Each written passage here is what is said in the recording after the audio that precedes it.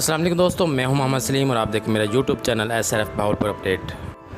दोस्तों ये आप मेरे पीछे देख सकते हैं, एक ज़ईफ़ आदमी मुसलसल आग जलाने की कोशिश कर रहा है काफ़ी देर से, तो इनसे आग नहीं जल रही। इतनी तपती धूप में ये छलियाँ बेच रहा है यहाँ पे रोड के ऊपर।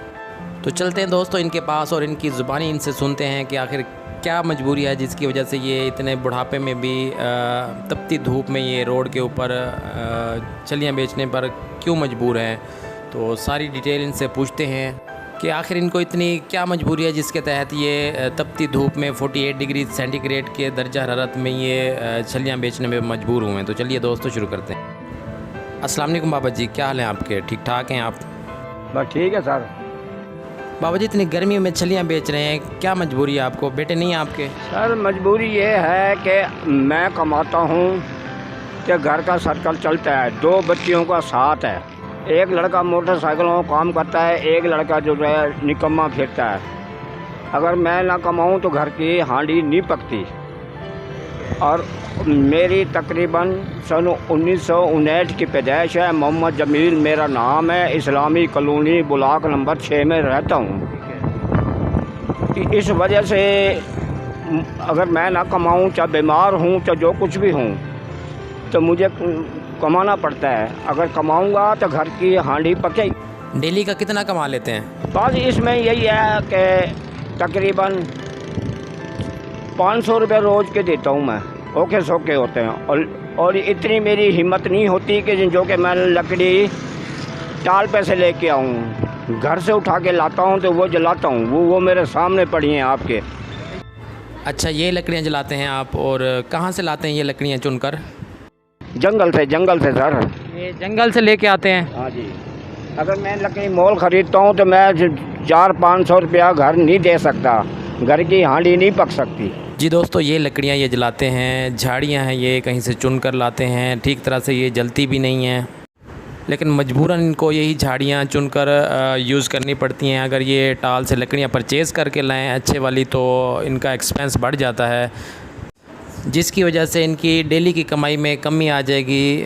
जहाँ पर ये 400-500 रुपये डेली शाम को कमा कर जाते हैं और इनके घर का चूल्हा जलता है, वहाँ पर ये लकड़ियाँ परचेज़ करें तो इनको सिर्फ 200-300 रुपये बचेगा। अच्छा, ये छल्ली लाते कहाँ से हैं आप? मैं ये सब्ज़ी मंडी से लाता हूँ। आपके घर से कितनी दूर है सब्ज़ी मंडी? 7-8 किलोमीटर है। 7-8 किलोमीटर जाता हूँ साइकिल पे। 7-8 किलोमीटर में नमाज पढ़ के आता हूँ। तकरीबन वहाँ से हिम्मत करके 9 बजे आगे पहुँचता हूँ। 9 बजे आप भी आते हैं? हाँ, मैं साइकिल पे जाता हूँ। अगर किराया भरूँ, लकड़ी लेके आऊँ तो फिर तो मुझे जान छुड़ानी बहुत मुश्किल हो जाए। आपके बेटे आपकी मदद नहीं करते छलियाँ बेचने में, या फिर मंडी से छलियाँ लेकर आने में कोई मदद नहीं करते आपकी? नहीं। वो अगर वो करें तब मुझे इतना मकसद है जलालत नहीं भोगनी पड़े। जी दोस्तों, इनका कहना है कि अगर मेरे बच्चे मेरी हेल्प करने मंडी आने जाने में या छलियाँ बेचने में, तो मुझे इतनी जलालत बर्दाश्त ना करनी पड़े बुढ़ापे में। बेटियाँ 2 हैं?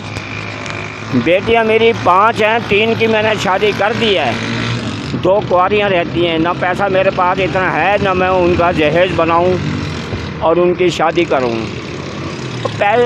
पेट से बचे तो शादी करूं।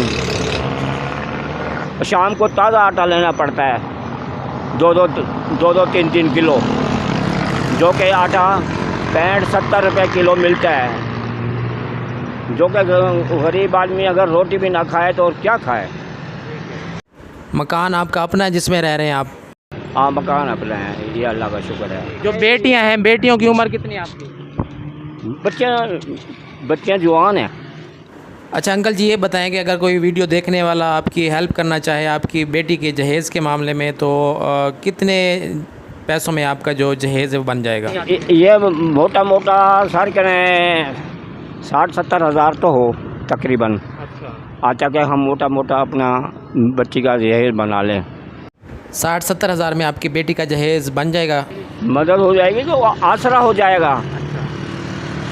कुछ हम हिम्मत करेंगे, कुछ इधर हो जाएगा आसरा, ताकि मेरा फर्ज अदा हो जाएगा। 60-70 हज़ार में आपकी बेटी के जहेज़ की सारी चीज़ें आ जाएंगी? हाँ आ जाइए। हमने मोटा मोटा लेना है, सामान का क्या है, जितना मर्जी बढ़ाओ बढ़ जाता है। वैसे तो क्या हो जी, ये 5 लाख वो भी थोड़ा होता है शादी के लिए, तो मुख्तसर लेना है ना। 60, 70 हो, 80 हो, जिसमें अपना बच्चे की रुखसती हो जाएगी। अच्छा बाबा जी, आपका मोबाइल नंबर है, अगर कोई आपकी बेटी के जहेज़ के मामले में आपकी मदद करना चाहे तो? मोबाइल नंबर मैं ले आता हूँ। मोबाइल नंबर याद नहीं है क्या आपको? मेरा मोबाइल नहीं, मैं चलाना नहीं जानता चलाना नहीं जानता। चलो ठीक है, ले आए नंबर। कितनी देर लग जाएगी? 1 मिनट लगता है। आप ऐसे जी। तो दोस्तों, अंकल जी घर से कॉन्टैक्ट नंबर लेने के लिए गए हैं, तब तक हम आपको अंकल जी की रेडी का विज़िट करवाते हैं। ये देख सकते हैं व्यूअर्स, 3 छलियाँ अंकल जी ने पकाई हुई हैं और 1 छली ये पकाने के बाद 20 रुपये की सेल करते हैं। और इनका कहना है कि सुबह से लेकर शाम तक हम छलियाँ बेचते हैं, तब जाके हमें 400 से 500 रुपये जो है वो डेली बचती है। और वो भी अगर हम लकड़ियाँ वगैरह बाहर से चुन कर लाएँ, जंगल से चुन कर लाएँ, तब 400-500 रुपये बच जाते हैं। अगर हम लकड़ियाँ परचेज़ करके लाएँ तो हमें 400-500 रुपये भी नहीं बचते, हमारी कमाई में कमी आ जाएगी। इसलिए ये 200-300 रुपये जो लकड़ियों के एक्सपेंस है वो बचा कर घर का गुजारा चलाते हैं। और अफसोस की बात ये है कि इनके 2 बेटे हैं, उसके बावजूद भी ये ख़ुद काम करने पे मजबूर हैं। जी बाबा जी, लिखवाएँ नंबर। जी तो व्यूअर्स, ये इनका कॉन्टैक्ट नंबर है और मोहम्मद जमील इनका नाम है। ये कॉन्टैक्ट नंबर आप नोट कर सकते हैं।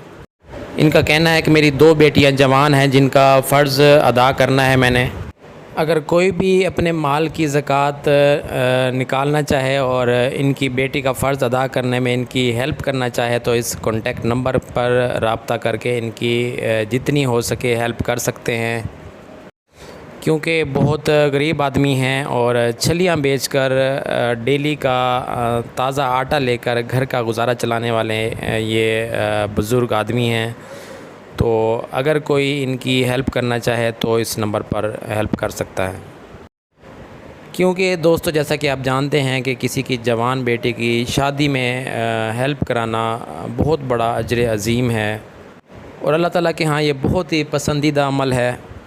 और दोस्तों, ऐसे ज़रूरतमंद लोगों की बहुत छोटी छोटी ख्वाहिशात होती हैं, बहुत ही कम जहेज़ देकर ये अपनी बेटी का फ़र्ज़ अदा कर देते हैं। और अगर कोई इनका फ़र्ज़ अदा करने में इनकी हेल्प कर देता है तो ये सारी ज़िंदगी उनको दुआएं देते थकते नहीं हैं।